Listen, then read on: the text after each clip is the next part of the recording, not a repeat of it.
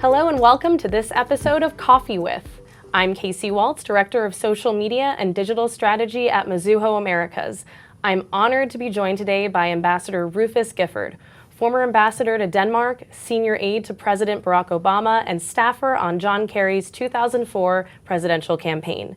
Gifford is also openly gay and uses his international public profile to advocate for the LGBTQ+ community. Thank you so much for joining me today, Ambassador Gifford. Thank you, Casey. Lovely being here. I appreciate being asked.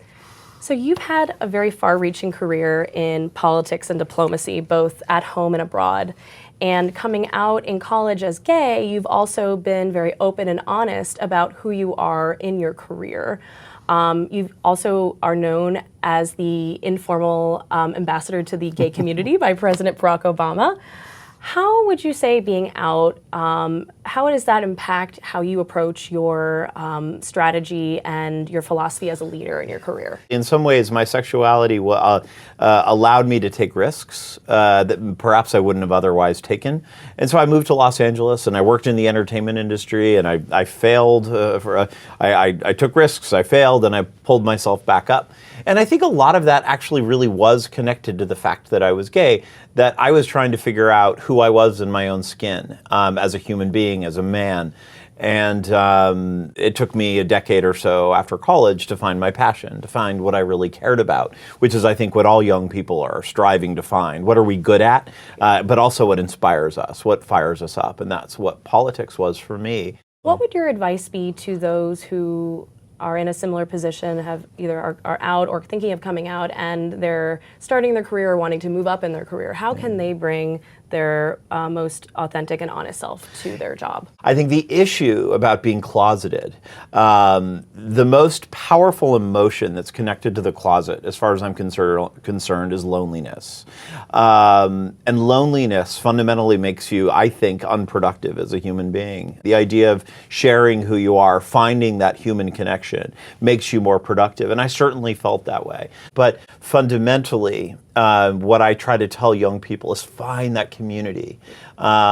Be true to who you are. It's going to be a process.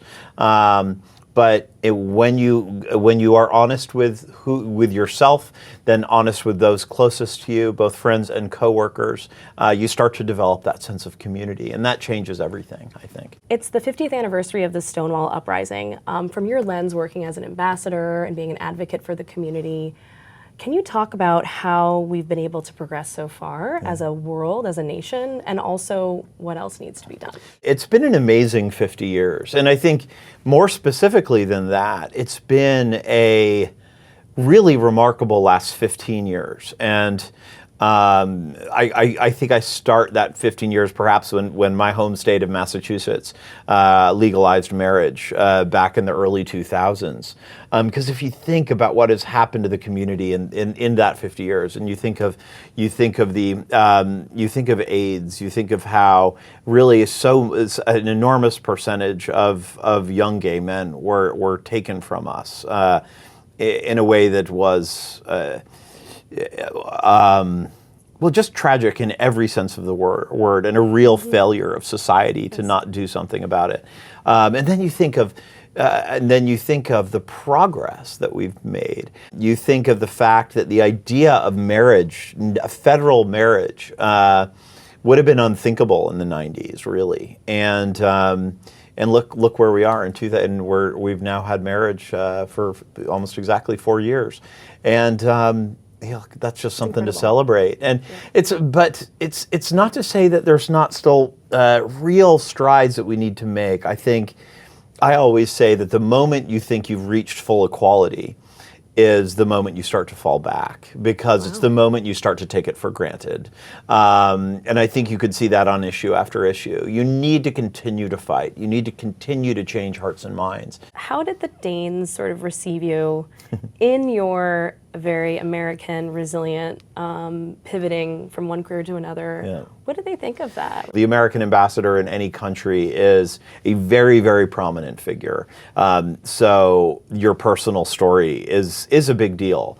And so they were very intrigued by all of it, and so I found myself answering questions about my sexuality much more than I thought I would, and that actually led to a sort of, I wouldn't call it challenges. I think the embassy was very concerned about me being labeled a gay ambassador, Sure.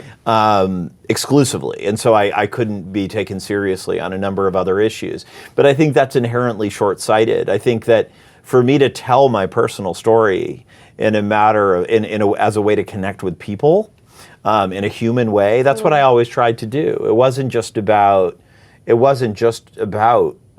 being gay. It was about actually telling my story, and that connected me to Danes in a way that was really profound. And I still have really a remarkable relationship with that country. That human connection is what I've always tried to focus on in my life, and because I think it brings in fact, in an increasingly impersonal time, due to technology, which I'm a big fan of technology, I am, but in an increasingly impersonal time, that human connection I think matters more than anything, and so that's what I try to bring to the job, and I think the Danes really responded to that. Well, thank you so much for coming. I can't wait to see what you do next. Thanks, Casey. Thank you so much. Thanks for listening. Thanks for having me. You're very welcome. Yeah.